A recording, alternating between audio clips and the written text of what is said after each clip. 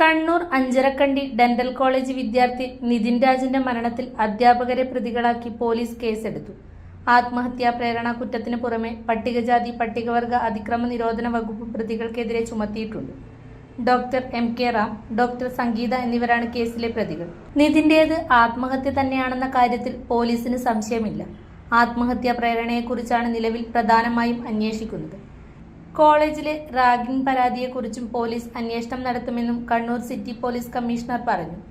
Case അന്വേഷിക്കുന്നതിനായി 7 അംഗ പ്രത്യേക അന്വേഷണ സംഘത്തെ രൂപീകരിച്ചു. എല്ലാവർക്കും നമസ്കാരം.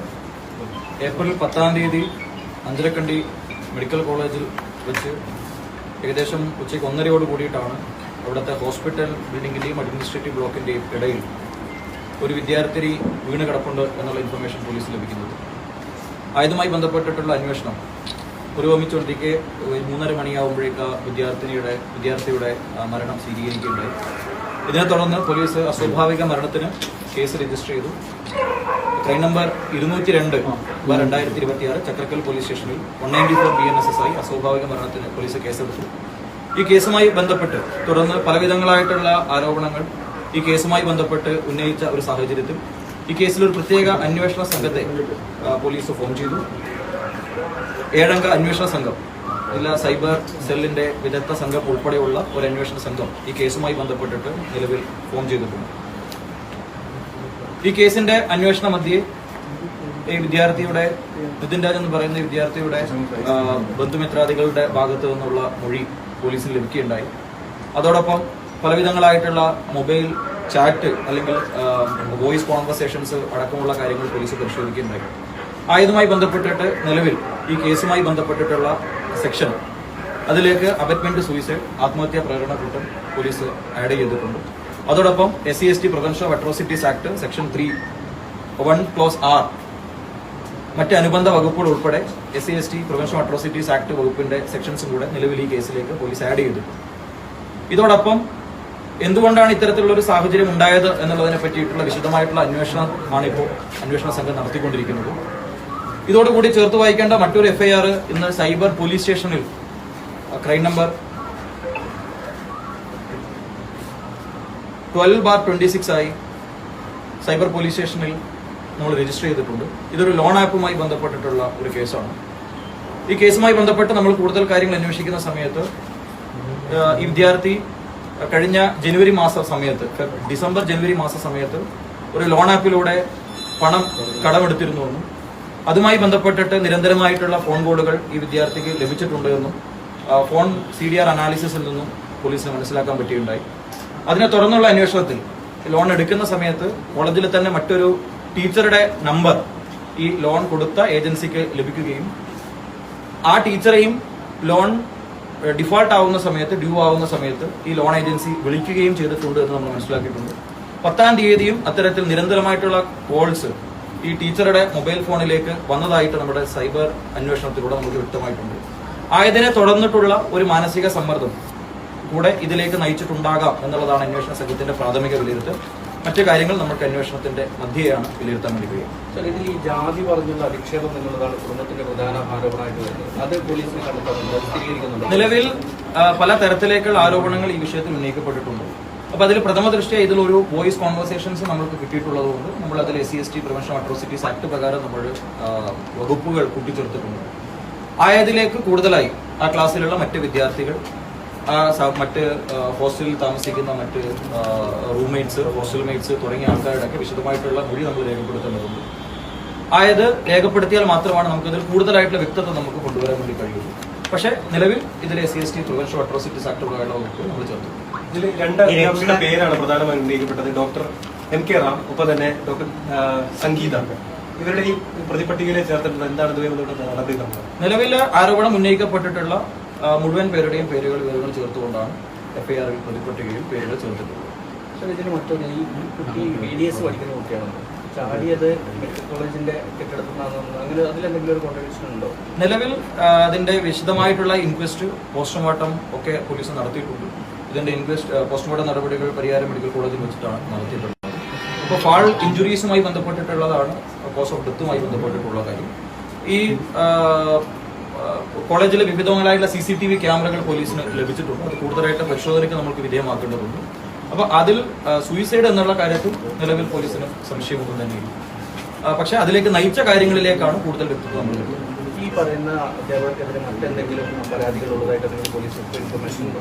നമ്മൾ ഒരുപാട് വിദ്യാർത്ഥികൾ, പല വിദ്യാർത്ഥികളും ഈ ഒരു ട്രോമയിലും കൂടെയാണ്. അപ്പൊ അതും കൂടെ അവരുടെ ഒരു മാനസിക നില കൂടി പരിഗണിച്ചുകൊണ്ട് മാത്രമേ നമുക്ക് അവരുടെ സ്റ്റേറ്റ്മെന്റ് എടുക്കാൻ വേണ്ടി കഴിയുള്ളൂ. നമ്മൾ മുഴുവൻ വിദ്യാർത്ഥികളെയും കോൺഫിഡൻസ് എടുത്തുകൊണ്ടായിരിക്കും ഈ അന്വേഷണം മുന്നോട്ട് കൊണ്ടുപോകുന്നത്. ഏതെങ്കിലും തരത്തിൽ അവർക്ക് അതുമായി ബന്ധപ്പെട്ടിട്ടുള്ള എന്തെങ്കിലും കാര്യങ്ങൾ സൂചിപ്പിക്കാനുണ്ടെങ്കിൽ അത് മൊഴി പറയാൻ ആവശ്യമായിട്ടുള്ള എല്ലാ കോൺഫിഡൻസും വിദ്യാർത്ഥികൾക്ക് കൊടുത്തുകൊണ്ട് നമ്മൾ കൂടുതലായിട്ട് മൊഴി രേഖപ്പെടുത്തും. അതിലേക്ക് ഏതെങ്കിലും രീതിയിലേക്കുള്ള എവിഡൻസ് ലഭിക്കുന്ന പക്ഷം അതുമായി ബന്ധപ്പെട്ട മറ്റ് നടപടികളും പോലീസ്. ഈ പട്ടാമ്പി പോലീസ് സ്റ്റേഷനുമായി ബന്ധപ്പെട്ട് ഈ വിദ്യാർത്ഥിക്ക് എന്തെങ്കിലും കേസ് പരാതി അങ്ങനെ എന്തെങ്കിലും ശ്രദ്ധയില്ല? അങ്ങനെ ഒരു പരാതി ചക്രകൽ പോലീസ് സ്റ്റേഷനിൽ ഉണ്ടായിരുന്നു. അത് കഴിഞ്ഞ നവംബർ ഡിസംബർ മാസത്തിൽ ലഭിച്ചൊരു പരാതിയുമായി ബന്ധപ്പെട്ടിട്ടുള്ളതാണ്. പക്ഷെ ആ പരാതി പ്രഥമ ദൃഷ്ട്യാ ഈ സംഭവവുമായിട്ട് ബന്ധപ്പെട്ടിട്ടുള്ളതാണെന്ന് പോലീസ് കാണുന്നില്ല. പക്ഷെ ആ സംഭവത്തെ തുടർന്ന് ഉണ്ടായിരുന്ന പല ഇൻസിഡൻസും, ആ സംഭവം പ്രധാനമായിട്ടും ഇവിടെ ലഭിച്ചിരുന്ന പരാതി ഈ കുട്ടിക്കെതിരെയുള്ള പരാതിയായിരുന്നു. അതുമായി ബന്ധപ്പെട്ട ഒരു പരാതി പോലീസിൽ ലഭിച്ചിരുന്നു. ആ പരാതിയുമായി ബന്ധപ്പെട്ട് പോലീസിന്റെ അന്വേഷണം നടത്തിയിരുന്നു. പക്ഷെ അന്വേഷണ മധ്യേ ഈ പറഞ്ഞിരിക്കുന്ന വ്യക്തി അത് ബേസിക്കലി ഈ പറഞ്ഞിരിക്കുന്ന ഒരാളുമായിട്ട് റിലേഷൻഷിപ്പ് ഉണ്ടായിരുന്നു. പക്ഷെ പിൻകാലത്ത് ആ പരാതിക്കാരന് മനസ്സിലാവുകയാണ് ഇത് പെൺകുട്ടിയല്ല, ഇത് ആൺകുട്ടിയോടാണ് സംസാരിക്കുന്നത് എന്ന് മനസ്സിലാവുകയും പക്ഷെ തുടർന്ന് അതിലൊരു നടപടി സ്വീകരിക്കുന്നതിന് വേണ്ടിയിട്ട് ആ പരാതിക്കാരൻ തയ്യാറാവാത്തത് കൊണ്ട് അതൊരു പെറ്റീഷൻ എന്ന രീതിയിലേക്ക് ഇവിടെ അന്വേഷിക്കുകയും അതിന്റെ രേഖകളിൽ പോലീസ് സ്റ്റേഷനിൽ ലഭ്യമായിട്ടുള്ള കാര്യമാണ്. പക്ഷെ അതിന്റെ ഭാഗമായിട്ട് അന്ന് അത് ആരാണ്, അത് ആണാണോ പെണ്ണാണോ എന്ന് അന്വേഷിക്കാൻ വേണ്ടി അവർ വന്നത് കോളേജിന്റെ പ്രിമൈസസിലേക്ക് വന്ന് ആയതിനെ തുടർന്നൊക്കെ കോളേജുമായി ബന്ധപ്പെട്ടിട്ടുള്ള കോളേജ് അധികൃതരുമായി ബന്ധപ്പെട്ടിട്ടൊക്കെ പലതരത്തിലേക്കുള്ള അസ്വാരസ്യങ്ങൾക്കും കാരണമായിട്ടുണ്ടെന്നും ആയതുമായി ബന്ധപ്പെട്ടിട്ട് അത്തരത്തിലുള്ള സംഭവങ്ങൾ ആവർത്തിക്കില്ല എന്ന് കോളേജിന്റെ രേഖകളിലേക്ക് എഴുതി കൊടുക്കുന്ന തരത്തിലേക്ക് രേഖകളുണ്ട് എന്നും പോലീസ് മനസ്സിലാക്കിയിട്ട് അത്തരത്തിൽ രേഖകൾ നമ്മുടെ കേസിലേക്ക് എടുത്തിട്ടുണ്ട്. പരാതിയിൽ ശക്തമായിട്ടുള്ള റാഗിംഗ് ഉണ്ടായി. തീർച്ചയായിട്ടും പോലീസ് ആ വിഷയങ്ങൾ വളരെ കൃത്യമായിട്ട് പരിശോധിക്കും. ഹോസ്റ്റലുമായി ബന്ധപ്പെട്ടിട്ടോ അല്ലെങ്കിൽ കോളേജിന്റെ മറ്റ് പ്രിമൈസസുമായി ബന്ധപ്പെട്ടിട്ടോ റാഗിങ്ങിന്റെ അലിഗേഷൻസ് ഇപ്പൊ അതിൽ കുറച്ച് കാര്യങ്ങൾ അവർ പറഞ്ഞിട്ടുണ്ട്. നമ്മളുടെ അന്വേഷണ ഉദ്യോഗസ്ഥർ ഇന്ന് തന്നെ തിരുവനന്തപുരത്തേക്ക് യാത്ര തിരിക്കുന്നുണ്ട്. നേരിട്ട് അവരുമായിട്ട് സംസാരിച്ച് ഏതൊക്കെ രീതിയിലേക്കുള്ള അലിഗേഷൻസ് ആണോ, ഏതൊക്കെ രീതിയിലേക്കുള്ളതാണോ അവർക്ക് എവിഡൻസ് ആയിട്ട് ഈ കേസിലേക്ക് നൽകാനുള്ളത് ആയതും കൂടെ കളക്ട് ചെയ്തുകൊണ്ട് മേൽപ്പറഞ്ഞ സംഭവവുമായി ബന്ധപ്പെട്ട അന്വേഷണം നടത്തും. കോളേജ് അധികൃതർക്കെതിരെ വേറെ ഏതെങ്കിലും തരത്തിലുള്ള പരാതികൾ മറ്റു കുട്ടികൾ കൊടുത്തതായിട്ട് നിലവിൽ അത്തരത്തിലുള്ള പരാതികളൊന്നും പോലീസിന് ലഭിച്ചിട്ടില്ല. ഒരു കാര്യമുണ്ട്, ഈ ഇന്നിപ്പോ ഇതിന്റെ ഒരു ഓഡിയോ പുറത്തു വന്നു. അതിൽ ഈ സ്റ്റാഫ് റൂമിനകത്ത് ഇങ്ങനെ കൂട്ടം ചേർന്ന് ചോദ്യം ചെയ്യുന്ന അല്ലെങ്കിൽ ഇങ്ങനെ ബ്ലെയിം ചെയ്യുന്ന ഒരു സ്ഥലമായി മാറിയെന്നൊക്കെ പറയുന്നത്. അപ്പോൾ മറ്റേ അധ്യാപകരുടെ പങ്കുകൂടി അങ്ങനെയുള്ള കാര്യങ്ങൾ അന്വേഷണത്തിന് പരിധിയിൽ തീർച്ചയായിട്ടും അത് പരിശോധിക്കേണ്ട കാര്യം തന്നെയാണ്. അത്തരത്തിലുള്ള ഒരു വോയിസ് കോൺവെർസേഷൻ വന്നത് വളരെ സീരിയസ് ആയിട്ടാണ് പോലീസ് വിഷയത്തിൽ നോക്കിക്കാണുന്നത്. ആയതുമായി ബന്ധപ്പെട്ടിട്ട് അത് ഏത് കാലയളവിലുള്ള വോയിസ് ആണ് എന്നുള്ളതൊക്കെ ഒരു സൈബർ അനാലിസിസിലൂടെ മാത്രമേ ഏത് കാലയളവിലാണ് ആ വോയിസ് റെക്കോർഡ് ചെയ്യപ്പെട്ടിട്ടുള്ളത് നമുക്ക് മനസ്സിലാക്കാൻ വേണ്ടി കഴിയുള്ളൂ. ഈ വിഷയത്തിലേക്ക് വിദ്യാർത്ഥിയുടെ മൊബൈൽ ഫോൺ പോലീസ് സീസ് ചെയ്തിട്ടുണ്ട്. അതായത് ഡീറ്റെയിൽ ആയിട്ടുള്ള ഫോറൻസിക് എക്സാമിനേഷൻ വിധേയമാക്കുന്നത് വഴി മറ്റ് എവിഡൻസും കൂടെ ഈ കേസുമായി ബന്ധപ്പെട്ട ഏറ്റവും പ്രധാനപ്പെട്ട തെളിവുകൾ കൂടി ലഭിക്കുമെന്നാണ് അന്വേഷണ സംഘത്തിൽ. വോയിസ് ഇതിന്റെ അടുത്ത ദിവസങ്ങളിലാണെന്ന് കൺഫേം ചെയ്തിട്ടില്ല. അതിന്റെ എക്സാക്ട്ലി ഡേറ്റ് നമുക്ക് പരിശോധിച്ചതിലൂടെ മാത്രമേ കൊണ്ടുവരാൻ പറ്റും. നിലവിൽ ആ ഡേറ്റ് നമ്മൾ കൺഫേം ചെയ്യും. ലോൺ ആപ്പുമായി ബന്ധപ്പെട്ട് കേസ് എടുത്തിട്ടുണ്ടെന്നാണ് പറയുന്നത്. പരാതി നിലവിൽ ലോൺ ആപ്പുമായി ബന്ധപ്പെട്ടിട്ട് ഇതിൽ ആ ലോൺ ആപ്പിന്റെ ആപ്ലിക്കേഷൻ കൊടുക്കുന്ന സമയത്തോ അതല്ലെങ്കിൽ ഒരുപക്ഷെ അതിന്റെ പെർമിഷൻസ് ആക്സെപ്റ്റ് ചെയ്യുന്ന സമയത്തോ പലപ്പോഴും നമ്മളുടെ മൊബൈൽ കോൺടാക്ട്സ് ഒക്കെ എല്ലാം തന്നെ ഈ ലോൺ ഏജൻസിക്ക് ലഭിക്കാറുണ്ട്. പല ലോൺ ആപ്പ് കേസുകൾ നമ്മളത് കണ്ടിട്ടുണ്ട്. അപ്പൊ അതുമായി ബന്ധപ്പെട്ടിട്ടുള്ള കോൺടാക്ട്സിലേക്ക് പലപ്പോഴും ഈ ലോൺ ആപ്പിന്റെ ആൾക്കാർ ഫോൺ ചെയ്ത് ഹറാസ് ചെയ്യുന്ന ഒരു സാഹചര്യം പലപ്പോഴും ലോൺ ആപ്പുമായി ബന്ധപ്പെട്ട കേസുകളിൽ നമ്മൾ കണ്ടിട്ടുണ്ട്. അപ്പൊ ഈ കേസുമായി ബന്ധപ്പെട്ടിട്ട് അത്തരത്തിലുള്ള കോൺവെർസേഷൻസ് ഇതിലൊരു അധ്യാപികയുടെ മൊബൈൽ ഫോണിലേക്ക് വന്ന മെസ്സേജ് പോലീസ് ഈ വിഷയത്തിലേക്ക് ഐഡന്റിഫൈ ചെയ്തിട്ടുണ്ട്. അപ്പോൾ ആ മെസ്സേജ് കണ്ടിന്യൂസ് ആയിട്ട് 10-ാം തീയതി ഒരുപാട് കോളുകൾ അധ്യാപികയ്ക്ക് വരികയും ചെയ്തിട്ടുണ്ട്. അതുപോലെ തന്നെ ഈ വിദ്യാർത്ഥിനിയുടെ മൊബൈൽ ഫോണിലേക്കും അത്തരത്തിലുള്ള കോള് വന്നതുമായി ബന്ധപ്പെട്ടിട്ടാണ് അവർ പരാതി നൽകിയിരിക്കുന്നത്. അവരുടെ ഫോണിലേക്ക് ഒരു ലോൺ ആപ്പുമായി ബന്ധപ്പെട്ടിട്ടുള്ള നിരന്തരമായിട്ടുള്ള കോളുകൾ വരുന്നുവെന്നും ആ കോളുകൾ പൈസ അടയ്ക്കാത്ത പക്ഷം മറ്റ് വീണ്ടും കണ്ടിന്യൂസ് ആയിട്ട് കോൾ ചെയ്യും എന്നുള്ള ഒരു ത്രെട്ടണിംഗ് മെസ്സേജ് പോലെയുള്ള കാര്യങ്ങൾ കണ്ടിട്ടുണ്ട്. അതുമായി ബന്ധപ്പെട്ടിട്ടാണ് സൈബർ പോലീസ് സ്റ്റേഷനിൽ കേസ് എടുത്തിരിക്കുന്നത്. അപ്പോൾ ആ കേസിന്റെ അന്വേഷണവും ഈ കേസുമായി ബന്ധപ്പെട്ടിട്ടുള്ള വളരെ റെലവന്റ് ആയിട്ടുള്ള ഒരു ഭാഗമായിട്ടാണ് പോലീസ് കാണുന്നത്. ഈ രണ്ട് അന്വേഷണത്തിന്റെയും അന്വേഷണ മധ്യേ ഇതിന്റെ വളരെ കൃത്യമായിട്ടൊരു പിക്ചർ കൊണ്ടുവരാൻ വേണ്ടി പറ്റും എന്നുള്ളതാണ് നമ്മൾ മനസ്സിലാക്കുന്നത്. ഫാമിലിയുമായി ബന്ധപ്പെട്ടിട്ട് അവരുടെ ബന്ധുമിത്രാദികളുമായി ബന്ധപ്പെട്ട് മറ്റ് ആൾക്കാരുടെ എല്ലാത്തിന്റെ മൊഴി പോലീസ് ഈ വിഷയത്തിൽ രേഖപ്പെടുത്തും. വളരെ ശക്തമായ നടപടികളുമായിട്ട് പോലീസ് വിഷയത്തിൽ മുന്നോട്ട്. ഈ കോളുകൾ വന്നത് മുഴുവൻ അല്ല, അതിന് മുൻപുള്ള ദിവസങ്ങളിലും കോള് വന്നതായിട്ട് നമ്മൾ കണ്ടിട്ടുണ്ട്. പക്ഷെ അന്നേ ദിവസവും ഒരുപാട് കോളുകൾ വന്നിട്ടുണ്ട്. അപ്പൊ ഈ കോള് വന്നതുകൊണ്ട് തന്നെ ഈ അധ്യാപിക പ്രിൻസിപ്പാളിന്റെ അടുത്ത് ഈ ഒരു കാര്യം സംസാരിച്ചിട്ടുണ്ട്. അതിന്റെ ഭാഗമായിട്ടാണ് അന്ന് ആ വിദ്യാർത്ഥി പ്രിൻസിപ്പാളുടെ റൂമിലേക്ക് കടന്നു ചെന്നിട്ടുള്ളത് എന്നാണ് നമ്മൾ മനസ്സിലാക്കുന്നത്. അപ്പൊ ആ സംഭവത്തിന് ശേഷമാണ് ഈ പറഞ്ഞിരിക്കുന്ന ഇൻസിഡന്റ് നടന്നിട്ടുള്ളത്. അപ്പൊ ഏറ്റവും റീസെന്റ് ആയിട്ട് നടന്നിരുന്ന ഒരു ഇൻസിഡന്റ് ലോൺ ആപ്പുമായി ബന്ധപ്പെട്ട ഒരു കാര്യമാണ് നമ്മൾ മനസ്സിലാക്കിയിട്ടുള്ളത്. അപ്പൊ അതിൽ എത്രമാത്രം ഈ പറഞ്ഞിരിക്കുന്ന കോളിന്റെ ഒരു ത്രെട്ടണിങ് ആസ്പെക്ട് ഉണ്ട്. അതോടൊപ്പം ഈ മുൻകാലങ്ങളിൽ നടന്നിരുന്ന സംഭവങ്ങളെല്ലാം തന്നെ എത്രമാത്രം ഈ സംഭവത്തിലേക്ക് വഴിതെളിച്ചിട്ടുണ്ട് എന്നുള്ളത് ഈ അന്വേഷണത്തിന്റെ മധ്യം നമ്മൾ വ്യക്തത കൊണ്ടുവരേണ്ട കാര്യം. ഈ സമീപ ദിവസങ്ങളിൽ അങ്ങനെ വല്ല ഇൻസിഡൻസ്, റാഗിങ്, അധ്യാപകരുടെ ഭാഗത്തു നിന്ന് എന്തെങ്കിലും ഹറാസ്മെന്റ് അങ്ങനത്തെ ഉണ്ടായതായിട്ട് വല്ല പരാതി? നമ്മൾക്ക് പോലീസ് സ്റ്റേഷനിൽ അത്തരത്തിൽ ഏതെങ്കിലും തരത്തിലേക്കുള്ള പരാതികൾ നിലവിലില്ല. പക്ഷെ അതാണ് ഞാൻ നേരത്തെ പറഞ്ഞത്, നമ്മൾ മുഴുവൻ വിദ്യാർത്ഥികളുടെയും മൊഴി ഈ വിഷയത്തിൽ രേഖപ്പെടുത്തും. മറ്റ് ഹോസ്റ്റൽ മേറ്റ്സിന്റെ മൊഴി നമ്മൾ ഈ വിഷയത്തിൽ രേഖപ്പെടുത്തും.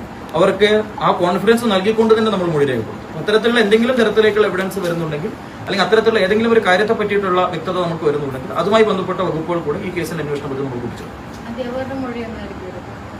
തുടർന്നുള്ള ദിവസങ്ങളിൽ നമ്മൾ എല്ലാ ആൾക്കാരെയും പറഞ്ഞ വിദ്യാർത്ഥികളുടെയും അതുപോലെ അധ്യാപകരുടെയും മൊഴികൾ നമ്മൾ രേഖപ്പെടുത്തും. അപ്പൊ നിലവിൽ ഈ കേസിൽ scheduled caste, scheduled tribes prevention of atrocities act പ്രകാരമുള്ള വകുപ്പുകൾ നമ്മൾ കൂട്ടിച്ചേർത്തുകൊണ്ട് തന്നെ ഈ കേസിന്റെ അന്വേഷണം ACP കണ്ണൂർ ഹരിപ്രസാദിന് കൈമാറിയിട്ടുണ്ട്. നിലവിൽ കേസ് എടുക്കുന്നില്ല, നിലവിൽ എടുത്ത കേസിൽ തന്നെ സെക്ഷൻസ് ആൾട്ടർ ചെയ്യാം. Okay, thank you. ഇലക്ട്രിക്കൽ ഗൃഹോപകരണങ്ങളുടെ തകരാറുകൾ നിങ്ങൾക്ക് തലവേദന സൃഷ്ടിക്കുന്നുവോ? എന്നാൽ ഇനി മുതൽ ഒരു ഫോൺ കോളിൽ പരിഹാരം. Home Tak space and services, Cherupuzha. Residential and commercial air condition, refrigerator, washing machine, inverter, water filter, water heater, mixie, fan, stove, solar water heater തുടങ്ങിയ എല്ലാ ബ്രാൻഡുകളിലുമുള്ള ഉപകരണങ്ങളുടെ സ്പേസും സർവീസും ഹോം ടാക്കിൽ. ഗൃഹോപകരണങ്ങളുടെ സമ്പൂർണ്ണത വിശ്വസ്തയോടെ എന്നും നിങ്ങൾക്കായി.